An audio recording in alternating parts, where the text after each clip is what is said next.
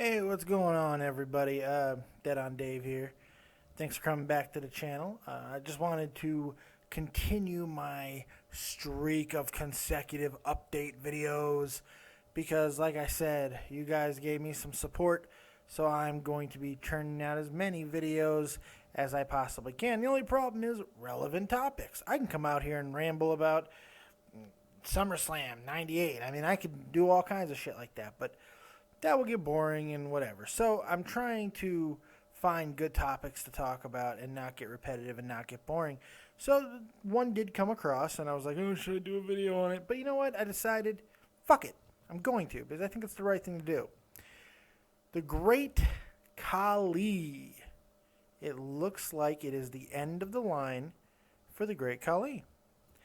It appears that he is done with active competition as he has been removed from the active roster webpage and placed in the alumni section. Now, usually when that happens, there is a subsequent message talking about, getting future endeavored and all that. That didn't happen.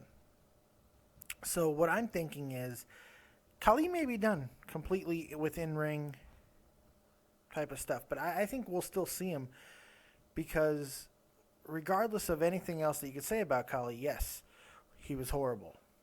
Yes, he messed up more matches and segments than maybe anybody in WWE history. However, he once was a World Heavyweight Champion.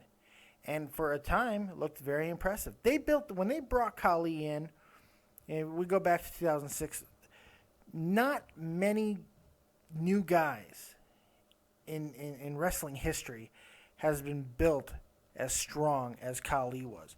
Not only did they bring Khali and put him right into the main event picture, they brought him in and had him squish the fucking Undertaker. This was 2006, mind you, too. This isn't nowadays Undertaker. This is 2006, one of the last times the Undertaker had a legitimate run in the WWE. One of his last ones, at least. And Khali dominated him. He dominated the entire feud until the end of it. They had him work in-ring segments with Roddy Piper, and they had all these things where they were building Khali, and then basically they found out he can't fucking wrestle. He can't move. He can't wrestle. They tried to put him in this god-awful Punjabi prison match. They stuck him in there. The problem was his momentum completely died when they stuck him in there with Batista, because Batista's never been some ring savant either. So you got two guys who can't really go. They're just muscled up big guys. Khali obviously being a lot bigger, and it kind of just sucked the air out of all of it. There was no tension. There was no story. It was horrible. And that was the beginning of the end for Khali. Now the question is, could he have been something more than he was? I mean, he did turn into a comic relief type character, which he did pretty friggin' well. I mean, I'll never forget the time he sang happy birthday to John Cena by himself because Triple H decided to embarrass him. It was hilarious. But Khali is the type of attraction that I think people more times than not were laughing at than laughing with. And I think that became apparent as time went on. And he's 42. He's no spring chicken. So, I mean, this was coming. But, Khali's got to be pretty proud of what he's accomplished. He was a world champion. He's been in some movies. He's done quite well for himself. And he's gotten paid, I'm sure, very handsomely to do it. Because I know he's always at the house shows because he is an attraction. I think that is going to be Khali's defining legacy, is as an attraction. Because that's what he was. Andre, you can make the same case. He was an attraction. Well, that's not really fair because Andre could fucking wrestle. Andre could move in the ring. He especially younger Andre. He wasn't, he was, even when he did get stagnant and slow and plodding, he was still believable. Khali never was. I mean, the slower he got, the older he got, the less believable he got. Those damn chops didn't look that great. And almost everything that he did just did not look convincing. And they made him look weak when they threw him in there with the smaller guys. It was just a lot of mishandling, which is common. But it brings up an interesting point. What is Khali's legacy? You know, what will he be remembered as? Or will he be remembered at all? It's one of those, it's not a Giant Gonzalez situation. You know, he falls somewhere between Giant Gonzalez and the Big Show. You know, Big Show is arguably, I think, the case can be made now. He's probably going to be a Hall of Famer when all is said and done.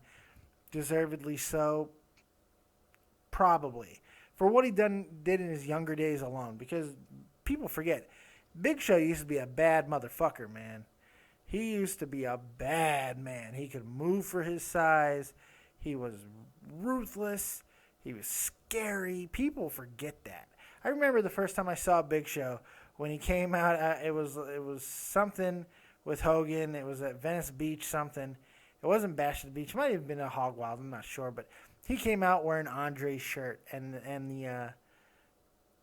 the act was going to be that he was Andre's son, and then that quickly died. I thought that was a really cool thing. Could have been something, but Show used to be a bad dude. I mean, bad, and he's not anymore. I think it's quite obvious. My microphone is going crazy now. Okay. So, yeah, you know, and Khali falls somewhere in there. I mean, Giant Gonzalez was a joke. Khali, I hesitate to call him a joke because he had a long career. He's been around for a long time. You know, 8 years in the WWE, rather steadily. But, you know, that match that he just had with Rusev was scary to me because it just, man, they really made him look bad and weak. And I think, and obviously, it looks like it was for the last time. So, what do you guys think of the great Khali's legacy? What do you think about this man? I want to know. So, go ahead and write in the comment section below what you think. What's the greatest moment that you can remember of the great Khali? Is there any?